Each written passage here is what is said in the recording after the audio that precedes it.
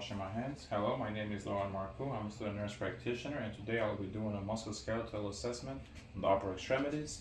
The patient has the shirt off and he has consented to it for better visualization. First, we're going to start with an inspection.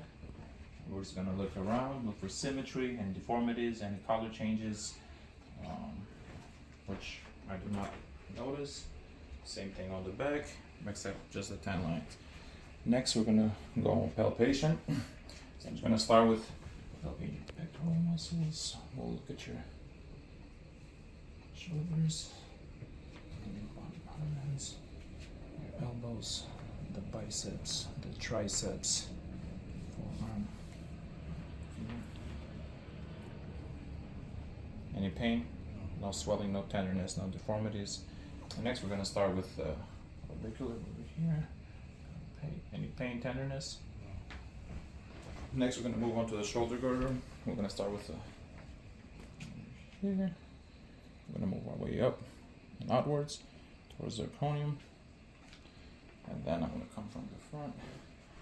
From over here, we're going to find the coracoid process, which is over here. And then we're going to grasp the humerus head. We got the greater tubercle. Okay, and then I'm going to come on this side because it's better.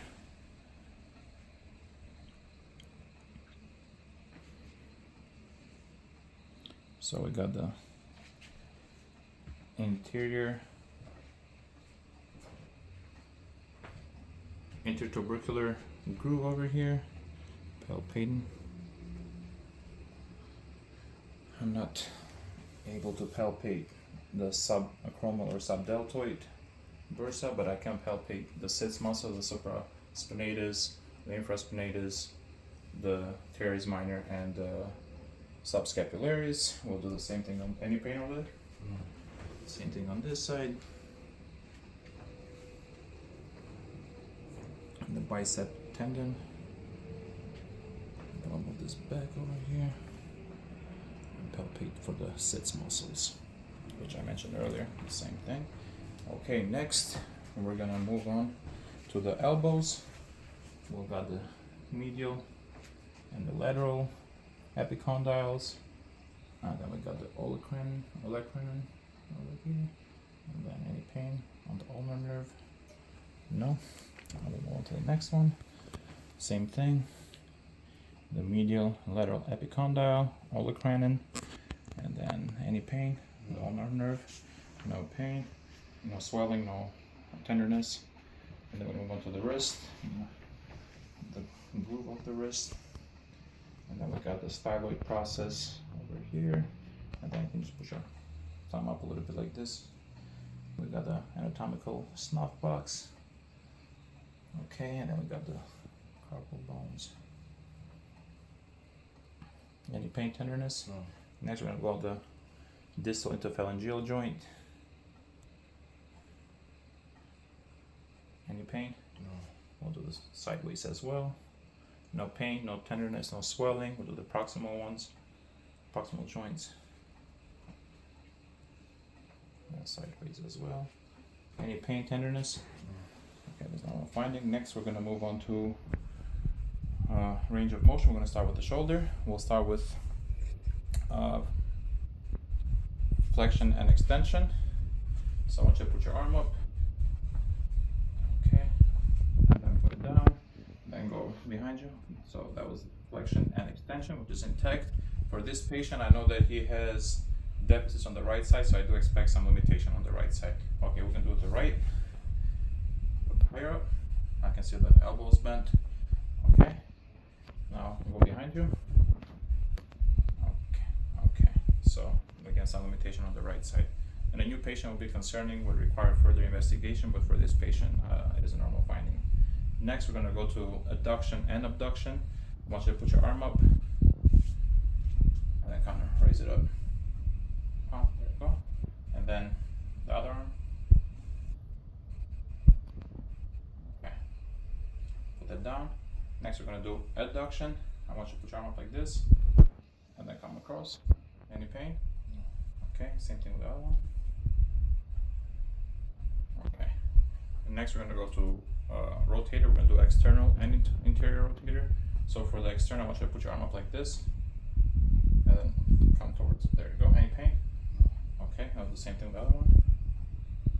Put it up. Okay, so that was exterior rotator. Now for the interior, I want you to touch your scapula.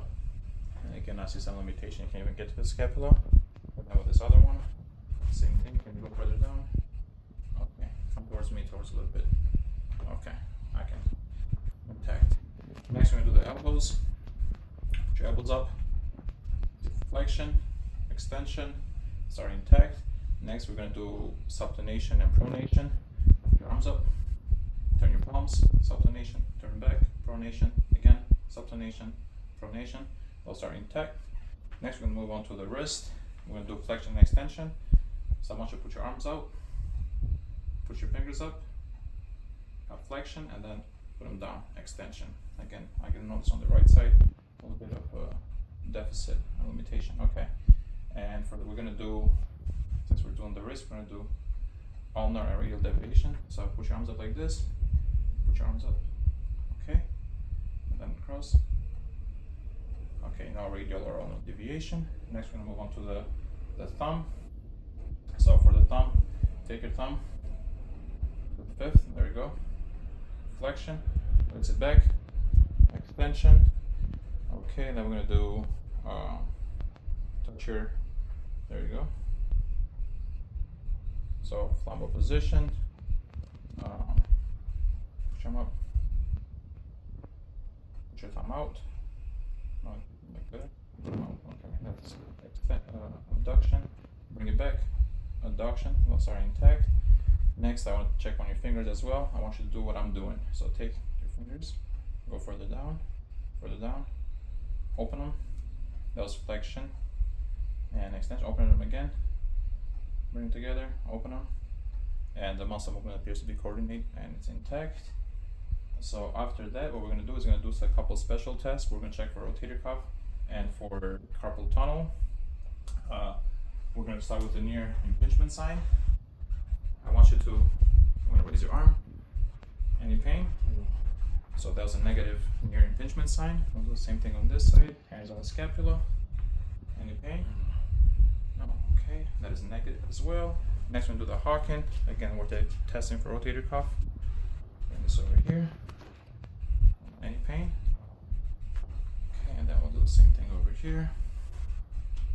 Any pain? Alrighty, so those are both negative. Next, we're going to check the direct stimulation on the sits muscle. We'll do the supraspinatus or the empty can. So I want to take your arms, put them out. Put them like you're emptying a can. Don't let me push down. That's negative.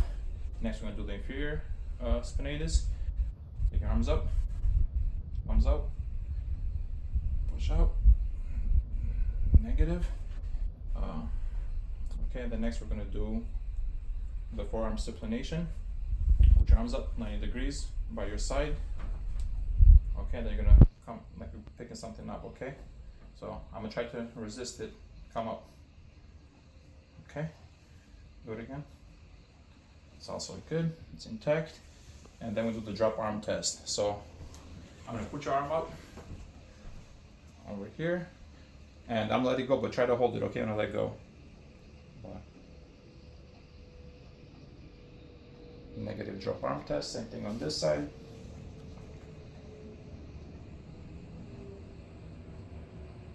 Negative drop arm test. Next, we're going to do the test for carpal tunnel syndrome. We'll do what we call the Tinel's test. Put your arms up like this. The medial nerve. Any pain? No. Numbness? No. Okay, same thing on this one. Any pain? No. Numbness? Okay, next one, do the Phelan. Take your arms, put them like this, and hold them. And let me know if you feel any pain or any tenderness, okay? So typically we'll do this for 60 seconds, and if there's any pain or tenderness or tingling, there'll be a positive sign, but for this video purposes, we're gonna count that less than 60 seconds, and that's a negative, which is a normal finding. And this concludes this examination.